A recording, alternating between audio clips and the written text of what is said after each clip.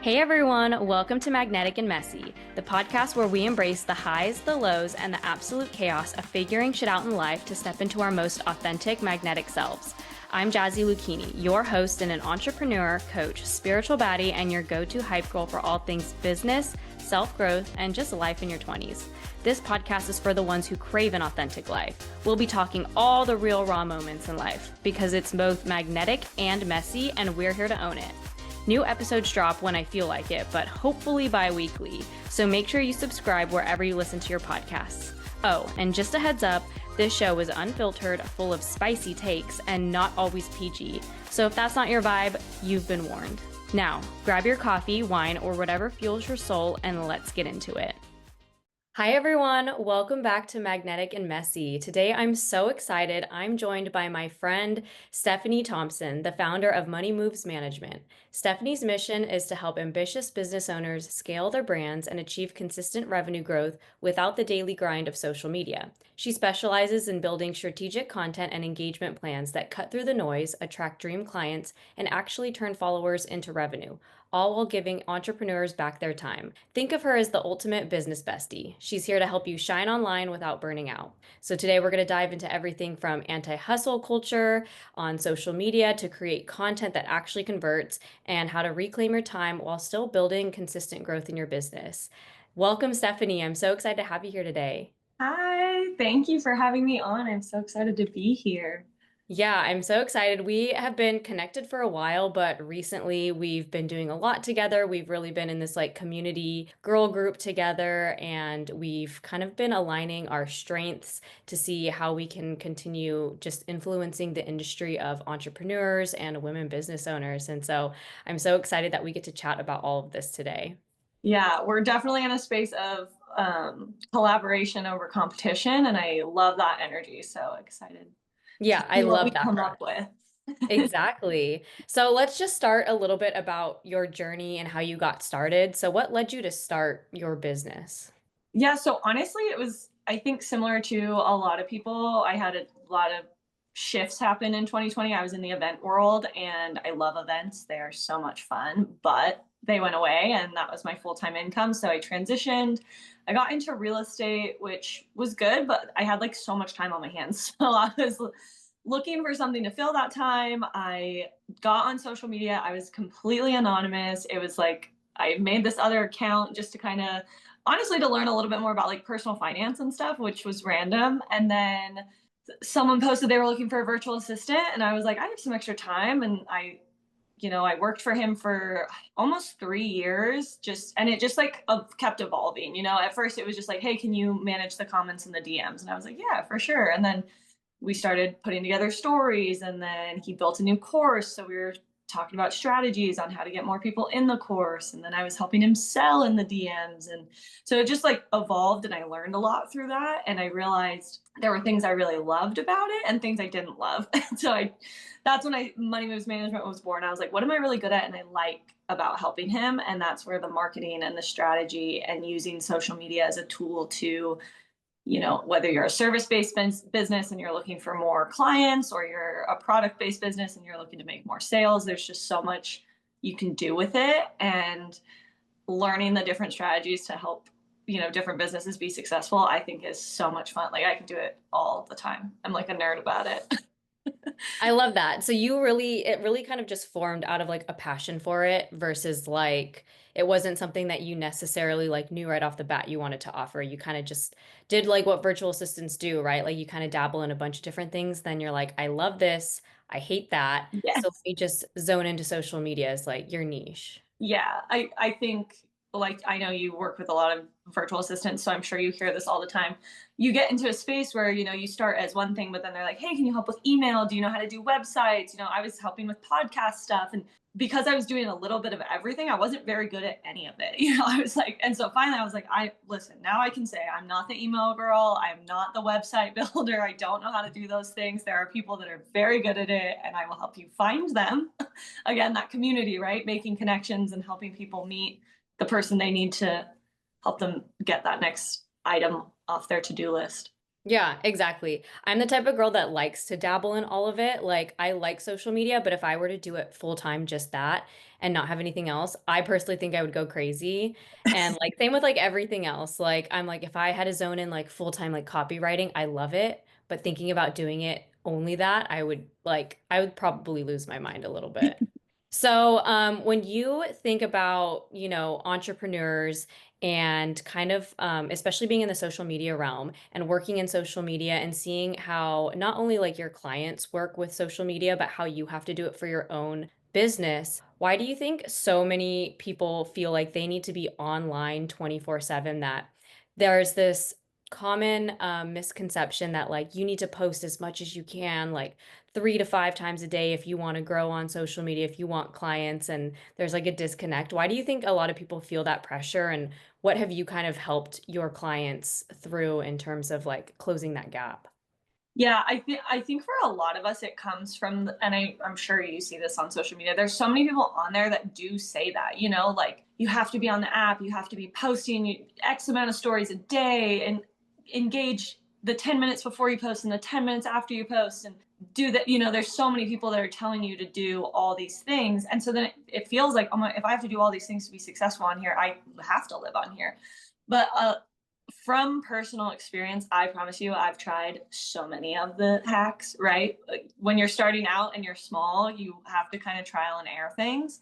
I did it. I posted, there was a couple months where I was posting like 14 times a week. I think I was posting one post and one reel Girl. every single day. And by the end of the 2 months, I was completely burnt out. I hadn't landed a single new client from it. And I think I'd maybe grown like maybe 50 followers or something like that. Like it was the once I looked at the numbers, I was like, this didn't do anything but like take up so much of my time and like actually make me hate social media. Like, and so then it wasn't until I, started talking to some marketing coaches and some like I took social media out of it for a minute and started thinking about just the marketing side of things and looking at some of the bigger companies, that have a whole team doing their social media marketing, like they have a whole department for it, right? And what they were doing. And then I realized that even though I was posting, I had no strategy, there was no systems. And so I focused on that. I started focusing on that for my clients, and we were able to post 3 times a week and get actual warm leads in for myself. And at the time, I had a client I was working with, and I was like, hey, I think you should try this with me. And we did. And it worked so well. And so now that's a big thing I bring to my clients. A lot of my clients work with someone where they're like, yeah, we're posting 7 times a week like we're supposed to, but we're not seeing anything. And I'm like, okay, this is going to sound crazy, but I'm going to tell you we're going to post way less. And then you get back some of your time. So then you do have time to go on and do more of that engagement, which I think people miss out on. And it's social media is a community, whether it's a brand or a business, a product, a service, you have to build that community. And if you spend all your time on the post and no time in the engagement side because you don't have the time, you're going to miss that too. Yeah, yeah, absolutely. I think a huge thing that we're facing right now is everyone considers themselves like a guru. They're Yes. like, I'm a social media expert, I'm a social media guru.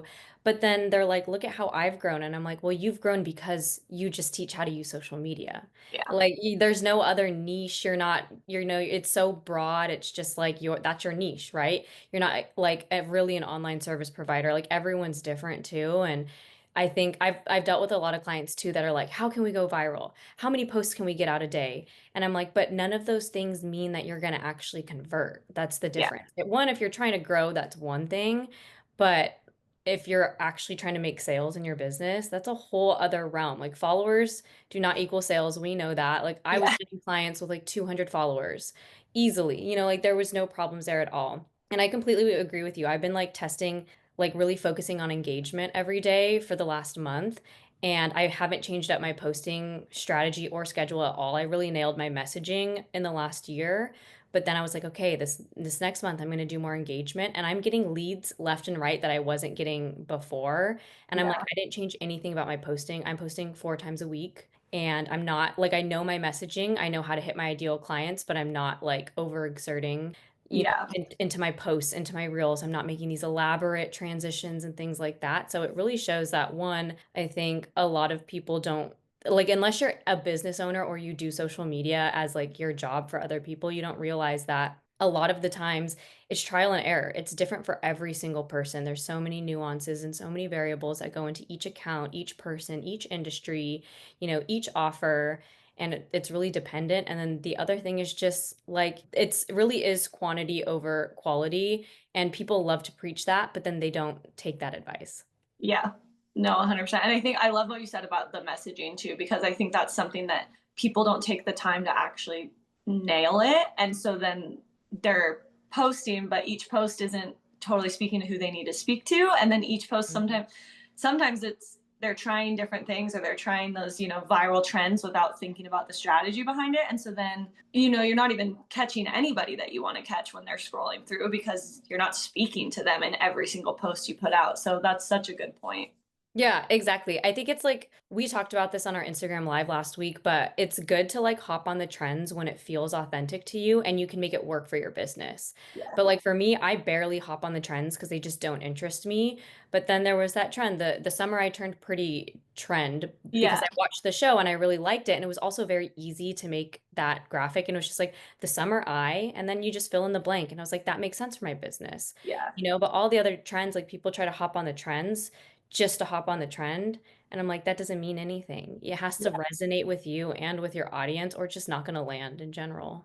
Yeah. And I think having fun with it too, because like I used to try to do every trend, I'd be like, oh, this is trending. I have to figure out, and I would, again, that was a little before I nailed my messaging too. So I would try to tweak it to make it make sense for my business. But then I also would force myself to do it. So then it never even, I wouldn't even get the viral perks out of it because like you could tell my heart wasn't in it. Yeah, I always say like when you go in with the assumption, like when you post something and you're like, this is gonna land, like you go in with the right energy. You're like, I loved this.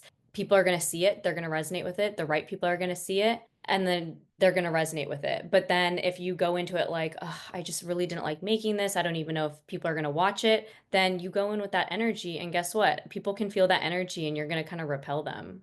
Yeah, so going back to kind of the burnout. What's a simple shift that someone could make to grow their account, especially people that have like a business where they're trying to like sign clients or make sales? A simple shift that someone can make away from chasing, virality or chasing views and followers without burning out. Yeah, I think a big thing is like you kind of have to think of it like I know it's not your business, social media, but you have to think of it as like a department of your business, I guess. And so whether you're hiring someone to do it for you or you're still in the phase where you're doing it yourself, you need to figure out like, okay, and I would say top two things, you have to have content, right? There has to be something going out, and then you have to have the community, the engagement. So blocking that and putting that into your week just a little bit. Like figure out how many posts, how long does it take me to make 2, 3 posts, and then sit down, make those. I would try to batch for a month. I think that saves so much time. Like if you could just block out a couple hours of your week and sit down and put all your posts together, that way you're not building on the fly and makes that easier to keep that messaging the same too because you're kind of building it all in one session. And then that's done. You did that in one day. It took you a couple hours. You put it all together. Then pick which days of the week that you're going to engage for just 15 minutes. And don't worry about if it's before or after your post. Worry more about who you're engaging with. Think about like who your dream client is, who you'd love to work with. Find accounts that like draw you in, and when you land on their page you're like, oh my gosh, like I feel like I really connect with this person. Or maybe you're watching their stories and like something sparks you. You're like, oh, I have the same dog as you. Oh my gosh, like what's its name? Anything like that. Like go in as like almost like a consumer looking for your client and just set a timer. Like I'm like, oh, I should engage today, but I kind of don't want to, but I'm going to scroll anyway. So if I just scroll on my business page with an intention for 10, 15 minutes, and then I let myself go doom scroll after, at least I did that for the 10 or 15 minutes. So I think time blocking it and not thinking you have to do it like every single day all the time, but fitting it in where you can is a great way to start. Yeah, I love that. Since I've been doing this engagement, I mean, I hated it before. I really fell off for months. And so my algorithm was like just not pushing me out because I wasn't even like, I wouldn't even do like one comment a day. It was hard for me to even respond to my own comments. Like I was just not feeling it. And then Uh-huh. when I was like, okay, I'm going to start doing it, I either do the timer where I'm like, okay, I'm going to set my like 15 minutes, I'm going to do it. Or I'll be like, okay, I have a couple minutes before this call. Let me just maybe do two comments or one story reply. And then later in the day, I'll be like, okay, I'll do like another couple comments right now. Like I'll kind of break it up if I don't feel like doing like the full stretch. Yeah. And yeah, what really has helped for me, yeah, is not like when you do it, it's just being consistent. If that means you're engaging like two times a week, the algorithm will start noticing like, okay, you're still consistent instead of being like, I'm not engaging at all ever. And Yeah. for me, I'm trying to hit like 5 days a week, but if I fall off for like a couple days, like it's fine. And if I do a little extra bonus day, like on the weekend, like I just consider that like a bonus. I don't like force myself, but as long as it sees that you're consistent, like, okay, they're trying to like interact with other people, then things will start shifting in your favor. And yeah, building that community is so important. Finding accounts that you resonate with, that resonate with you, not leaving basic ass comments, Yeah. like really looking at the post that you're commenting on. It's like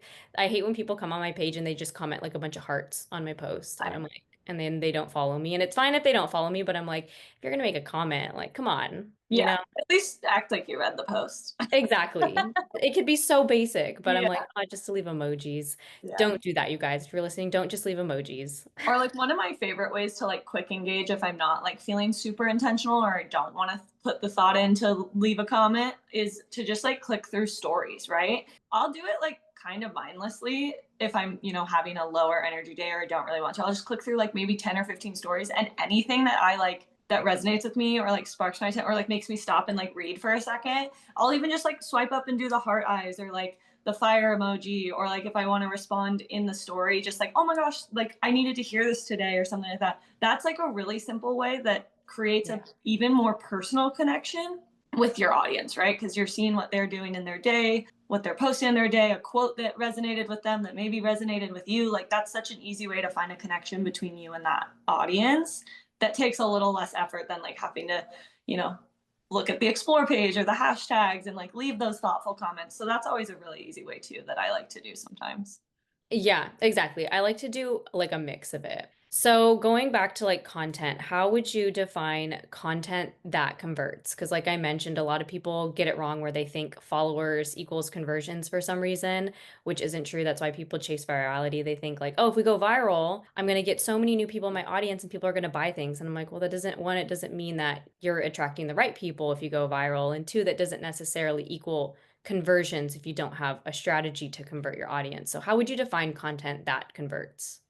Yeah, I think the big thing that I see is like a lot of people in their business or their niche, they end up speaking to other people that own the same business. So like for me, I'm a social media marketer and I see a lot of social media marketers talk to other social media marketers, right? So then they're talking about like their struggles or their hardships or like an issue they had or something they learned or like a hack that helped them with their day-to-day tasks.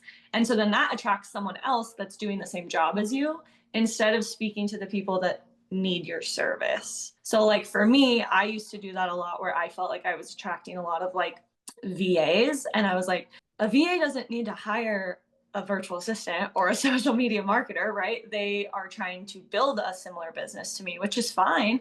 But I'm also not like a VA coach or like a coach in any sense. So I was like, I love making the community and the connections. I mean, that's how I met you and some of the other amazing people. So I like it for that side of it.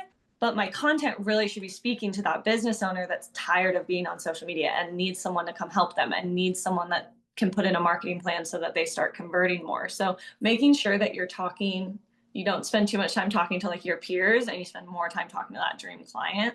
I would say sit down and like I live on ChatGPT, so I always tell people use ChatGPT, Same. it'll help you out so much. But like ask ChatGPT, be like, hey, I need to define who like my ideal client is. Like, can you ask me some questions so we can really figure it out?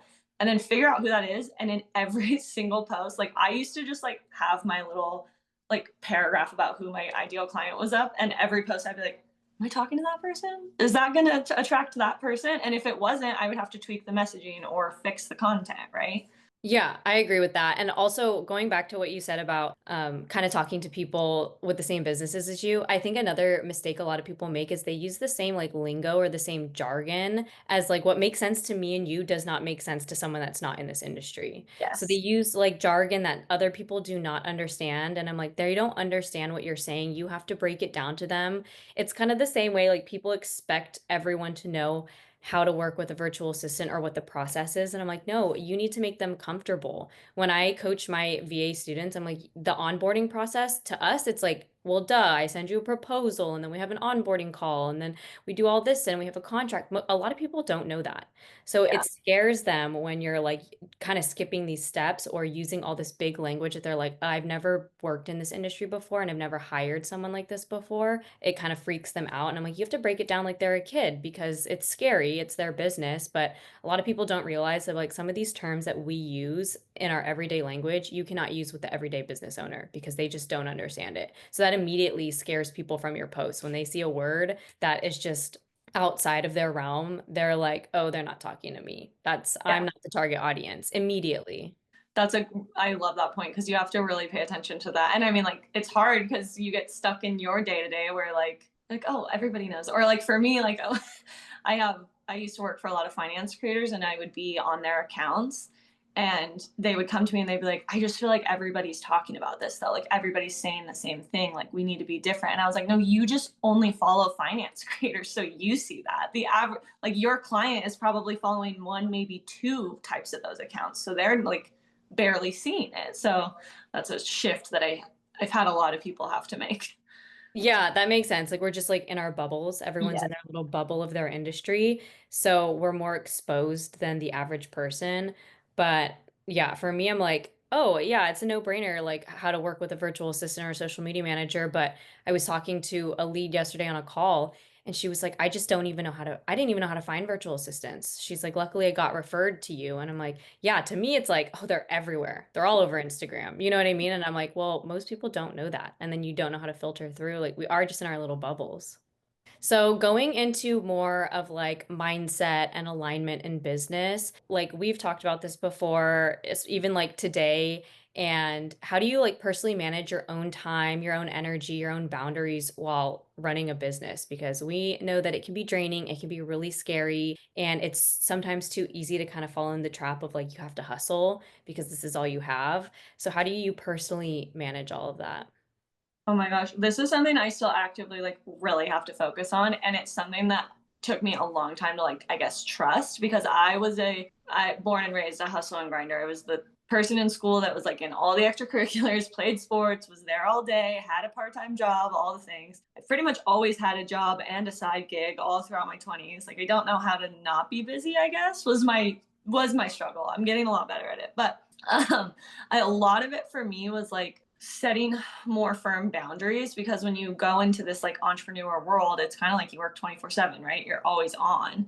And I had to learn that like for me, I hate working in the mornings. Like I am not someone who wants to be up and on my computer and on a call at 9 a.m. Like I don't like that. It doesn't work for me. And in society, you feel like that's when you're supposed to be starting your day, right? A lot of people work a 9 to 5. That's when the world's up and things start going. And so the last like few months, I've really leaned into being like, you know what? I get my slow mornings, and there are very few things that I will do before 10 a.m. And I'm usually not like ready to go and like, like presentable or ready to totally talk to people until like noon. So then I started shifting my day to be like, okay, I'm going to have my morning to myself, and then I'm going to do my admin tasks where I don't really have to talk to anybody yet because I'm like slowly easing into work. And then that middle of the day is kind of where I'm the most social and like I'm finally awake and I'm ready to be on calls or have discovery calls or do things, like podcasts or Instagram lives. Then I do that. And then I've also learned that my creativity, I think, comes out later at night. So sometimes I'll spend like a Friday, Saturday night where, people are out in the world and I'm like, I'm just gonna stay in and like, drink a glass of wine and build my content and Oh like, my God, I get it. yeah, like so that's just like something that I think, and I've really leaned into it. It was hard. I literally had to make like a little spreadsheet and post it on my calendar of like, this is my ideal schedule and my ideal day. And again, you're not going to stick to it every day. Like you said earlier, you're going to fall off one day, something's going to pop up. Sometimes I do have a disco call that needs to be earlier in the morning and, I'll do it. That's fine. But keeping that like, excuse me, like on my fridge and looking at it and leaning into it, I felt so much better. You know what I mean? Like allowing myself to actually clock off at like 5 o'clock and like make dinner and check out and play a game on my phone or watch a show with my boyfriend. Like the work I'm doing when I'm doing work is better than it was when I was like have to do it all the time. I have to get it all the way done. I have to finish it. So I would say create your ideal schedule and then really try to stick to it as best you can and see how you start to feel. Because I mean, you have to build trust with yourself, right? So you have to lean it, you have to do it for a while for your nervous system to start to be like, oh, we can grow a business like this. It is okay for it to be calm and relaxing and for you to take breaks and all those things.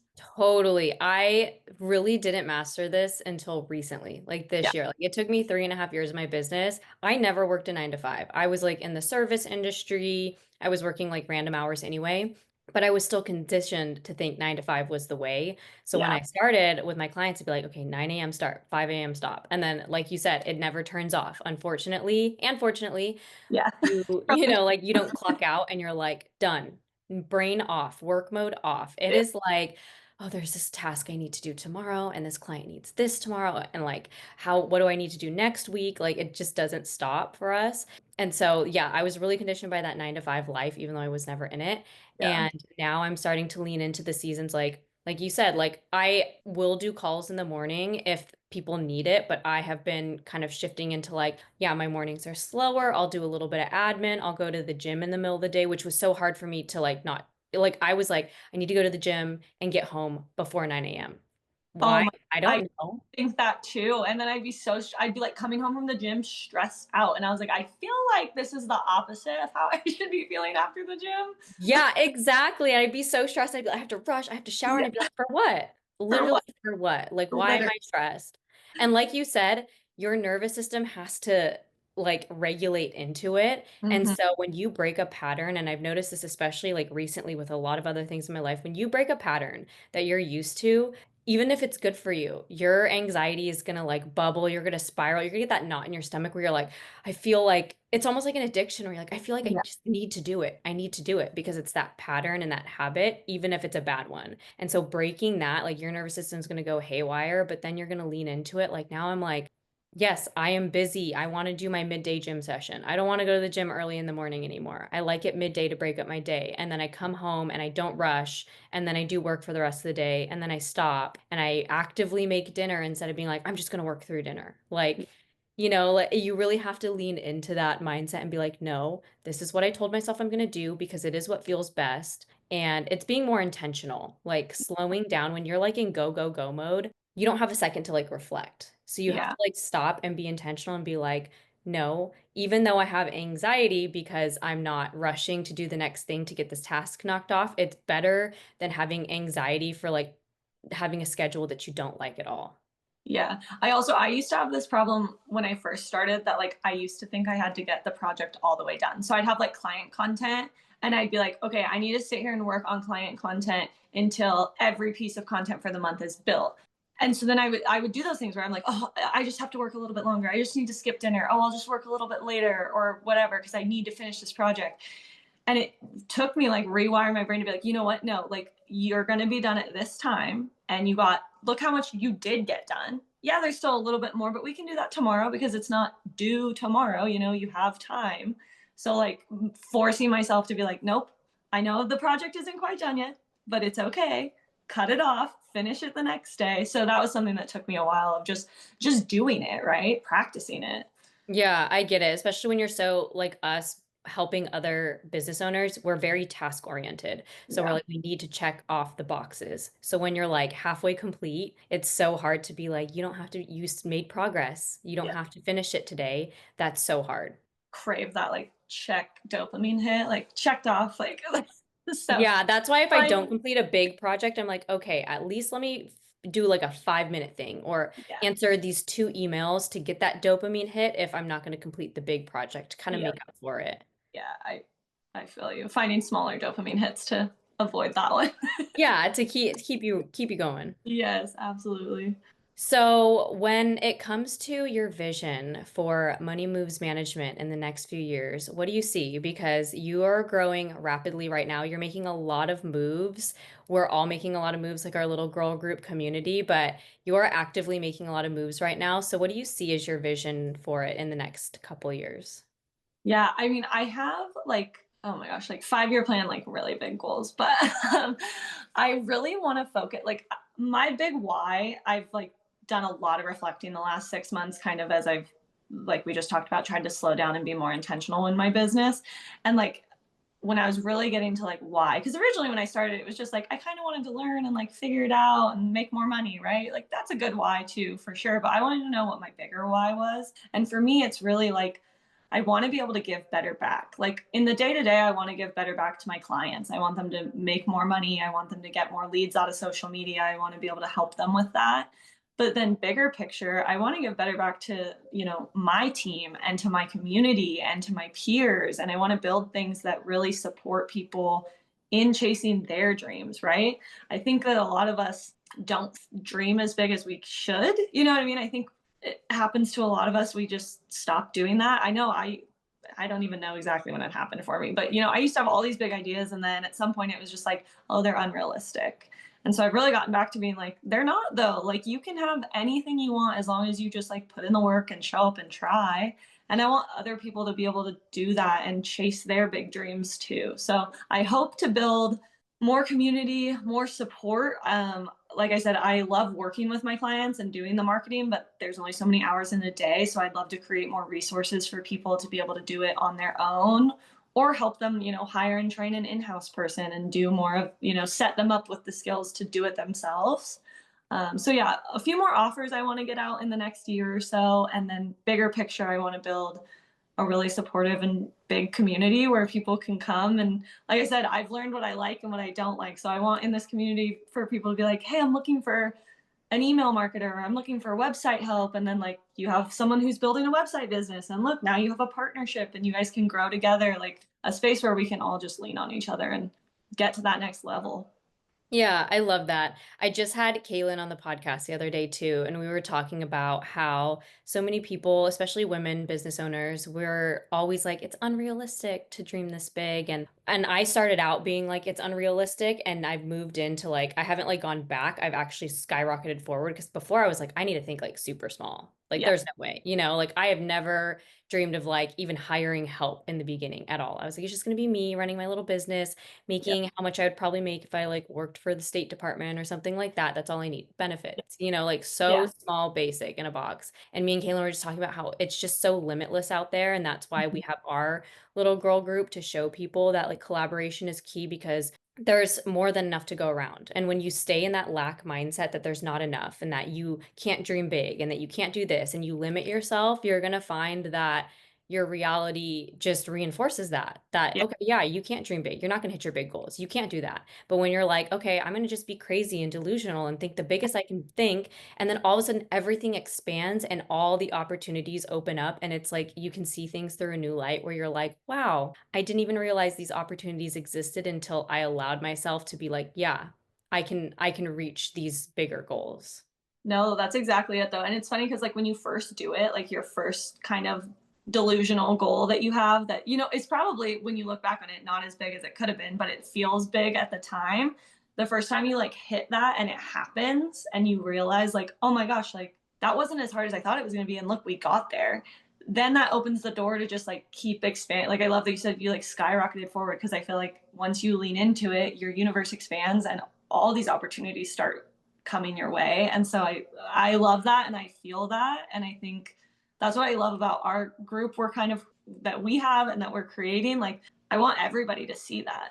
Yeah, I think it's such an important message to get out to women and I mean anyone in general, but I think as women we can relate to like how we're made to feel small and just getting the message out like you can do it all. You can do whatever you want to do. You can have a community, you can grow. You don't have to be in competition. You're basically like just competing with yourself. Like how much better can I get? How much bigger can I dream? It doesn't have to be like you're forcing yourself to hit these goals because you feel like you have to.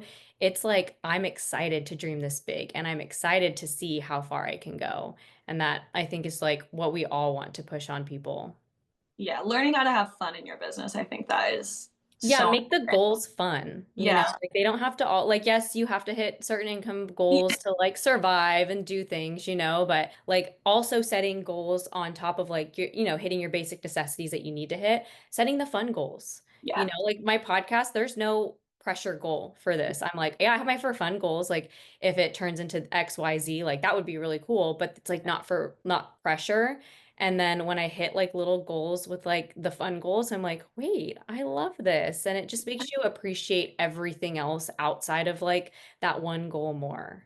Yeah, I completely agree. I know one of my fun goals right now is I'm like, because yeah, you want to hit the revenue goals. So sometimes what I'll do is I'll be like, once I hit this revenue threshold, I get to go do this. And one that I'm looking forward to that's hopefully happening soon is I'm gonna do like a full like wardrobe reset and like do a CEO wardrobe. I'm gonna do like my color analysis. And so I just am like, that almost makes hitting the financial goal more fun because then I'm like, oh my gosh, then I get to do this. Like, so yeah, having fun with that sort of thing too.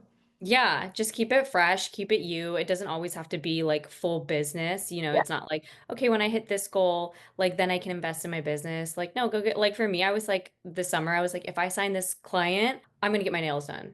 Like Yeah. something random, Yeah. where I was like, but I've been wanting to get my nails done and things Exactly. like that. So, I love that. just to wrap up, if you could give one piece of advice to any business owner that's, trying to kind of nail down social media and grow their business, if they could take away one piece of advice from you, what would you give them?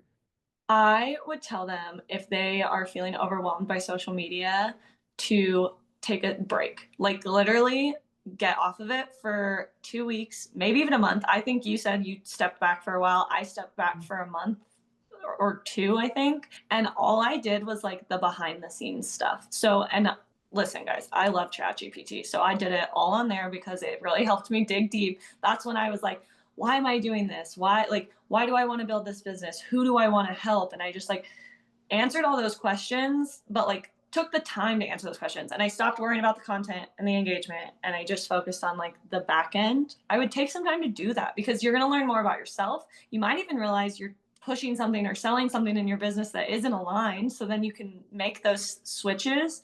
And when you come back to social media, you're going to feel way better about what you're putting out there because you know it now like in your heart, if that makes sense. Yeah, I love that. I think it's so important to kind of differentiate like the misaligned things that you're offering. And sometimes when you're just hustling and grinding, you kind of get tunnel vision. You don't realize that the reason it's not working, sometimes it's not about your content. Sometimes it's not about your offer or your pricing or anything. Sometimes it's literally it doesn't align with you. So your energy is just not a match for it. And people don't realize that. Like if you don't like it, if you actually hate selling it or hate doing it, or you're just doing it because you thought you should be doing it and that's what everyone else is doing, that's like the worst thing you could do for yourself is to force yourself to do it. Because I've definitely had offers like that where I'm like, well, everyone else says to do it and it makes sense why I should do it and it would be really good for my business, but it wasn't something that was aligned with me at all. And it was like, I never made a sale. Yeah, Like yeah. I had like no interest from people. I had the same experience. And like I love that you said tunnel vision because when I finally started talking to like my marketing coach, she was like, you are looking at it like this close. Like you're way too close to it. She was like, take a really big step back and like She step. said, back the fuck Yeah. up. She was like, you gotta stop thinking about this offer for a minute, like throw it out the window, take a step back. So that's what I would say to anybody that feels like they're stuck and like social media is not working for them right now. Take a step back. Let it go for a minute. I promise it's not gonna completely fall apart. And when you come back, it'll be 10 times better than it was before. Yeah, I love that reframe. Sometimes it's just zoom out and look at it from an outside perspective, and your business isn't going to collapse if you take a break from social media. It'll probably be so much better when you come back anyway. And it's so important to use it as instead of like something that you have to grind out, using it as a growth tool that not only supports your business, but also supports your lifestyle because you don't want to be spending, 10 hours a week creating content when that's not your job. Yeah, exactly. So, thank you so much for this conversation. I think it's so helpful to have an expert on social media on here and also someone that's, aligned with like you have to understand the energy behind it. You don't want to be hustling 24/7 to make sales. And it really is a tool that you can utilize and systemize in the right way to where it supports your business without feeling like you're pouring everything into it. And I think a lot of people are going to take away a lot from this. So, Stephanie, can you let people know where they can connect with you, how they can work with you? Everything's going to be linked below in the show notes in the description, but if you just want to let people know what's going on. Yeah, absolutely. So my account is at Miss Money Moves. She was born 4 years ago. She's been through a long journey, but that's still where we are. That's where you can find me.